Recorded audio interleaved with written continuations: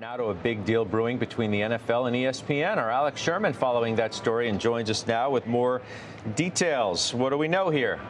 Scott, what I'm reporting this morning is that the NFL is actually in talks to buy a 10% stake in ESPN as part of a broader deal that would have ESPN owning the NFL Network, NFL Red Zone, and some other assets that are housed within the NFL Media umbrella. ESPN would not be buying the entirety of NFL Media, but select assets within. The interesting part of this, I think, beyond just the structure, which is very interesting, the league taking a stake in a media company, is perhaps some of the externalities that come from this deal. In other words, what are all the other media companies going to think about the NFL taking a stake in ESPN? Does that give ESPN potentially some preferential treatment? There's also potentially some conflict of interests questions with reporters supposedly being objective. This is something ESPN's always had to deal with, but you have the league taking a direct ownership, kind of bumps it up a level. But we'll see also the price. We don't know that yet, and that will give us a firm valuation of ESPN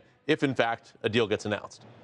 I mean, interesting, too, when you think about the cost of media rights and those who own them, especially in the NFL, like ESPN. It gives ESPN, you would think, a little bit of protection. Right now, suddenly the league has a vested interest in making sure that ESPN's valuation goes up over time. Well, ESPN is a bidder against every other media company for NFL rights. Of course, ESPN owns Monday Night Football. Right now, there will be a new rights negotiation potentially after the 2029 season. That's when the NFL has its opt-out rights. ESPN will be another bidder there. You would think this would help ESPN securing those rights moving forward, again, if the deal, in fact, goes forward, because now the NFL will want to make sure that ESPN owns some of those rights because it will better ESPN's valuation in years to come.